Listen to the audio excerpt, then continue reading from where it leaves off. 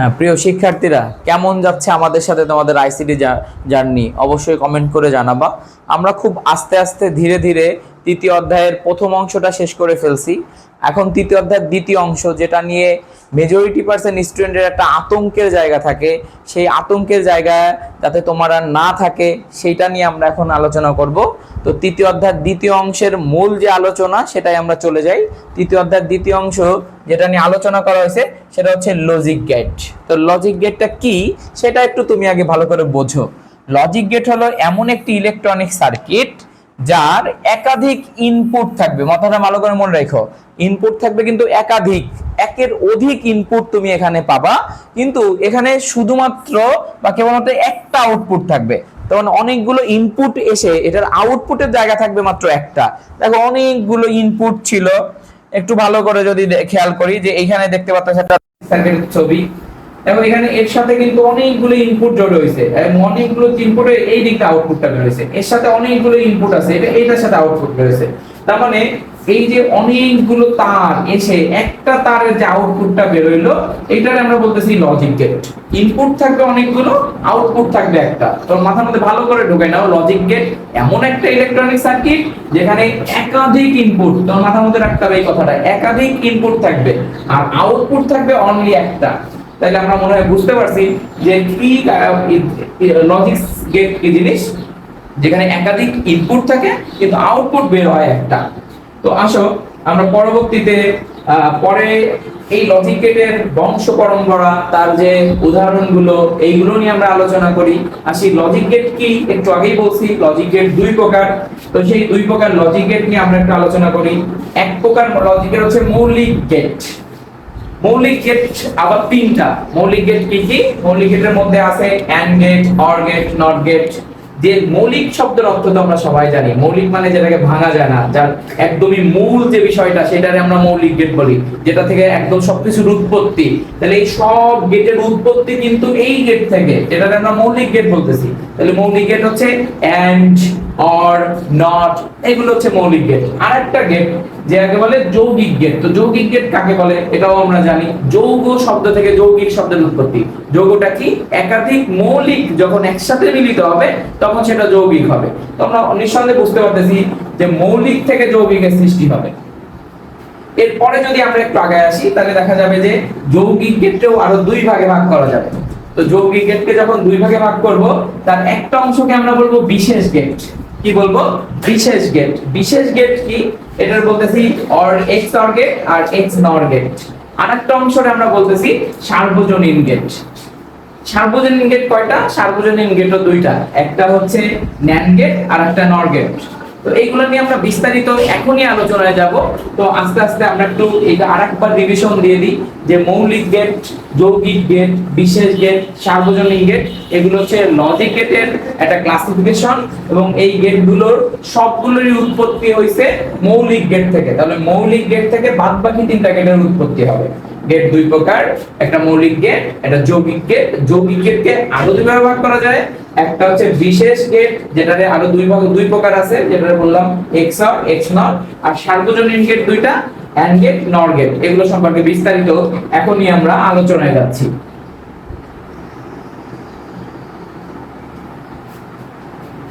তো একটু মন দিয়ে দেখে নিন এই সব কিছু, তাইলে আমাদের কাছে ক্লিয়ার হয়ে যাবে। প্রথম যেটা নিয়ে আমরা আলোচনা করতেছি সেটা হচ্ছে মৌলিক লজিক গেট। মৌলিক লজিক গেট যে দুইটা, একটু আগে তিনটা, এটা আমরা একটু আগেই দেখে আসছি। প্রথমে এখন আমরা একটু সংজ্ঞাটা দেখি। যে সকল গেট দ্বারা বুলিয়ান অ্যালজেব্রার মৌলিক অপারেশনগুলি বাস্তবায়ন করা হয়। তাহলে মৌলিক অপারেশন মানে মৌলিক কাজ, একদমই মৌলিক কাজ যেটা করা হবে সেটা মৌলিক গেট বলবে। আচ্ছা, বাস্তবায়ন করা হয় তাদেরকে কি বলা হবে? মৌলিক লজিক গেট বলা হবে। এই মৌলিক লজিক গেট তিন প্রকার, মনে রাখবেন, এমসিকিউ আসে অনেকবার, এমসিকিউ আসে মৌলিক লজিক গেট কয়টি? তাহলে মৌলিক লজিক গেট কয়টি? তিনটি। একটু খেয়াল করে দাও, মৌলিক লজিক গেটের প্রথম যে লজিক গেটটা আছে এটার নাম কি? এটার নাম হবে আর গেট, অর গেট। পরেরটা যেটা আছে সেটা হচ্ছে এন্ড গেট। পরের যেটা আছে এটা নট গেট। আমরা একটু আগেই বলছি। এখন চলো দেখে নিই কোন গেটটা দেখতে কেমন, কোন গেটের কি বৈশিষ্ট্য, এইগুলো নিয়ে আমরা একটু আলোচনা করে ফেলি। তো এবার আমরা আলোচনা করতেছি কি নিয়ে দেখি। এবার আমরা আলোচনা করতেছি অর গেট নিয়ে। অর গেটটার দিকে যদি একটু তাকাই, অর গেটটা কি কাজ করে, কেন অর গেটের সৃষ্টি হলো, সবকিছু নিয়ে আমরা কথা বলবো। অর গেটটা হচ্ছে যৌগিক যোগ গেট। একটু খেয়াল করতে হবে, যৌক্তিক যোগ গেট, এই কথাটা মনে রাখতে হবে। এটা কিন্তু যোগের কাজ করে, কিন্তু কোন যোগের কাজ করে? যৌক্তিক যোগ। যৌক্তিক যোগটা কি সেই কথাটা আমি এখনই বলে দিব, কিন্তু তুমি মাথার মধ্যে রাখো যে এটা কিসের কাজ করে? যৌক্তিক যোগের কাজ করে, স্বাভাবিক যোগ কিন্তু না, এটা যৌক্তিক যোগ। তাহলে আমরা কি বলতেছি যে আমরা অর গেট তাকেই বলবো যে গেটটা যৌক্তিক যোগের কাজ করে। আমরা এখানে এসে যৌক্তিক যোগ কাকে বলে এটা আমরা ব্যাখ্যা করে দিব, একটু মাথার মধ্যে রাখো। কিন্তু আপাতত বোঝো যে গেট যৌক্তিক যোগের কাজ করে তাকে অর গেট বলে। তো আসো এই গেটটা নিয়ে আমরা আরেকটু কথা জানি যে অর গেটে দুই বা ততোধিক ইনপুট থাকে, কিন্তু একটি মাত্র কি থাকবে? আউটপুট। তাহলে তোমাকে যদি কেউ কখনো বলে যে গেটে দুইটা ইনপুট আছে একটা আউটপুট আছে, তাহলে সেই গেটটারে কি বলে? সে আবার যোগের কাজ করে। এটার নাম কি? এটার নাম হচ্ছে অর গেট। যোগের কাজ করে, যৌক্তিক যোগের দুইটা ইনপুট একটা আউটপুট। এই গেটের নাম কি? এই গেটের নাম হচ্ছে অর গেট। ভুলে যাওয়ার কোনো উপায় নেই, মনে রাখতে হবে। তাহলে আসো এটা কেমন চিত্র এটা একটু দেখে নিই। তো এটা যদি আমরা একটু চিত্র দেখি, এটা দুইটা ইনপুট, একটু আগে বললাম এটার ইনপুট কয়টা? দুইটা। এগুলো আমরা বলি ইনপুট, এটা আমরা বলতেছি ইনপুট। তাহলে ইনপুট কয়টা? এর দুইটা ইনপুট। এবং এটা দেখতে কেমন? এই যে এই দৃশ্যটা একটু মনে রাখার চেষ্টা করো, এটা দেখতে কেমন। তো এটা মনে রাখার জন্য আমরা সাধারণত কি বলে থাকি? আমরা বলে থাকি হচ্ছে যে এটা দেখতে মাছের মাথার মতো। অনেক সময় আমরা ছোটবেলায় যে মাছের মাথা আঁকতাম, একটু খেয়াল করো যে এইভাবে আমরা মাছের মাথা আঁকার চেষ্টা করতাম। এখানে লেজ থাকতো, এখানে লেজ থাকতো, এটা মাছের মাথা। মাছের মাথার এই অংশটা যদি একটু খেয়াল করো তুমি, যে এই যে অংশটা আছে এই অংশটার সাথে এই অংশটা কিন্তু মিলে যাবে। তাহলে যে গেটটা দেখতে মাছের মাথার মতো সেই গেটটারে তুমি বলতে পারো কি? এই গেটটা অর গেট। তাহলে অর গেট দেখতে কেমন হয়? অর গেট দেখতে মাছের মাথার মতো হয়। আচ্ছা যাও, এই যে বাঁকা, এই দাগটা বাঁকা থাকে, একটু মাথার মধ্যে খেয়াল রাখতে হবে যে এই দাগটা কেমন থাকে? এই দাগটা বাঁকা। যখনই এই দাগটা বাঁকা থাকবে তখনই তার নাম হবে অর গেট। একটু বুঝে নাও, তুমি জাস্ট মনে রাখবা দাগ বাঁকা, আর কিছু মনে রাখতে হবে না। তাহলে দাগ যখন বাঁকা থাকবে, দাগটা বাঁকা, তখন দাগ বাঁকা, তখন তার নাম অর গেট। আর ওই দাগ বাঁকা থাকলে এটা কিসের কাজ করবে? এটা যোগের কাজ করবে। একটু খেয়াল করো, এখানে যোগের কাজ করবে। তো দাগ বাঁকা মানে কি? যোগের কাজ। তো একটু খেয়াল করো, এখানে আমরা দুইটা ইনপুট দিব, বলছি যে দুইটা ইনপুট থাকবে। এই যে দুইটা ইনপুট আছে, আর দুইটা ইনপুটের সাথে একটা কি থাকবে? একটা আউটপুটও থাকবে। তো খেয়াল করো, তাহলে আউটপুটটা একটু খেয়াল করি। আমরা বলছি যৌক্তিক যোগ। যৌক্তিক যোগ কি? যৌক্তিক যোগের সংজ্ঞাটা আমরা একটু দেখে আসবো যে এটা যৌক্তিক যোগ করে কি করে। যৌক্তিক যোগ বলা হচ্ছে যৌক্তিক যোগে যে কোনো একটি ইনপুট এক হলে আউটপুট এক হবে। যেগুলো যদি হচ্ছে যে কোনো একটি ইনপুট এক হয় তাহলে আউটপুট এক হবে, অন্যথায় জিরো হবে। তাহলে কি বলা হচ্ছে? যৌক্তিক যোগ কাকে বলে? যৌক্তিক যোগ হচ্ছে যদি তোমার কমপক্ষে একটা ইনপুট এক থাকে তাহলে আউটপুট এক হবে। যদি একাধিক এক থাকে তাও কিন্তু এক হবে। কমপক্ষে একটা এক থাকা লাগবে, আর যদি কোনো একই না থাকে সেক্ষেত্রে জিরো হবে। তো প্রথম লাইনটার দিকে একটু খেয়াল করো যে এটাই কি কোনো এক আছে? এটাও এক নাই, এটাও এক নাই, এই জন্য এটা জিরো হয়েছে। কিন্তু এই দুইটার মধ্যে একটা কিন্তু এক আছে, এই জন্য এক হয়েছে। এই দুইটার মধ্যে একটা এক আছে, এই যে এর জন্য এক হয়েছে। এখানে দেখো দুইটা এক, তো দুইটা এক তো তোমার গণনার বিষয় না, মিনিমাম একটা এক থাকা লাগবে, এই জন্য এটা কি হয়েছে? এক হয়েছে। তো কথা হচ্ছে যে কোনো একটা যদি ইনপুট এক হয় তাহলে অবশ্যই আউটপুটটা কি হবে? এক হবে। এইটাই কাজ হচ্ছে অর গেটের। এখানে আমরা একটা সুইচিং সার্কিট বোর্ড দেখতে পাচ্ছি। সার্কিট বোর্ডটা কি জন্য আসলে কাজ করে? সার্কিট বোর্ডের কাজ কি এটা একটু বুঝি, যে অর গেট কিভাবে সার্কিট বোর্ড কাজ করে। সার্কিট একটা বোর্ড তৈরি করে, দেখো এখানে লাইট জ্বালানো হয়েছে। কখন লাইটটা আসলে জ্বলবে সেটাও তোমার বোঝার বিষয়। তো দেখো এখানে প্লাস মাইনাস ব্যাটারির যে সুইচ আছে, এটা সাধারণত উপরের দিকে সেটআপ হয়। তুমি মনে রাখো অর গেটের দুইটা মাথা যখন উপরের দিকে সেটআপ হবে, এই দেখো সুইচটা কিভাবে যাচ্ছে, এটা এ, এই পাশেরটা এ, আর এটা বি, ওইটা এ, এটা বি। এই সুইচটা যখন এই সুইচের সাথে মেলে, এই সুইচটা যখন এই সুইচের সাথে মেলে, তখন এটা কি হয়, লাইটটা জ্বলে ওঠে। তাহলে দুইটা মিলার ব্যাপার, তার মানে এ যখন প্লাস হিসাবে বি সাথে মিলে যায়, এ আর বি যখন প্লাসের সাথে মিলে, তখন কি হয়, এই লাইটটা জ্বলে ওঠে। বুঝাইতে পারছি? তো এইটারে বলা হচ্ছে সুইচিং সার্কিট বলে। তুমি মনে রাখতে পারো এটা উপরে থাকে, অন্যান্য গুলো এই নিচে থাকতে পারে, মাঝখানে থাকতে পারে, আর উপরে থাকলে অর গেটের সার্কিট, এটা তোমার মনে রাখতে হবে। তাহলে আসো আমরা নেক্সট যেটা আছে সেই দিকে যাই।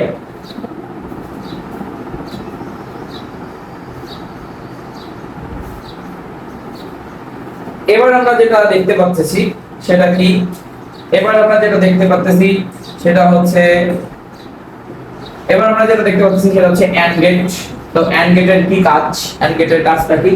এন্ড গেটের কাজটা হচ্ছে যৌক্তিক গুণ।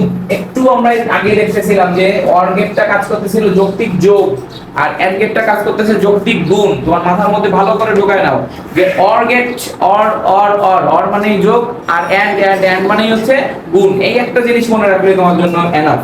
তো আসো আমরা অর গেটটা আর এন্ড গেটটা একটু বুঝে নিই। তো বলা হচ্ছে এন্ড গেট কি?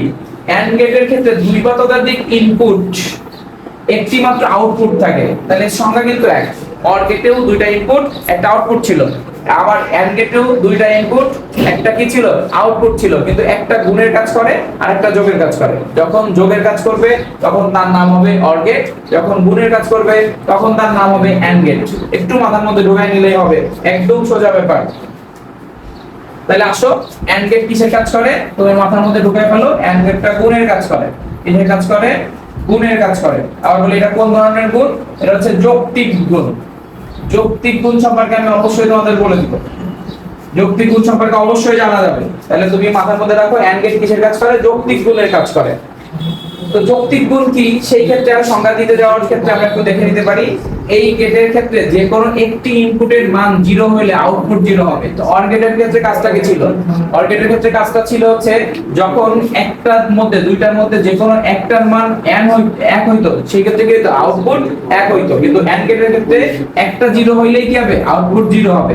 তো এটা বোঝার জন্য আমাদের একটু এখানে যেতে হবে, একটু ওয়েট করো, আমি এখানে এসেই ইনশাআল্লাহ তোমাদের এটা পুরোপুরি বুঝাই দিব। তো আগে আমরা চিত্রটা দেখে আসি। চিত্রতে যাই গেলে আমরা যা সংজ্ঞা পড়লাম যে দুই বা ততোধিক ইনপুট থাকবে। তো আমরা একটু দেখে নিই যে দুইটা ইনপুট আছে কিনা।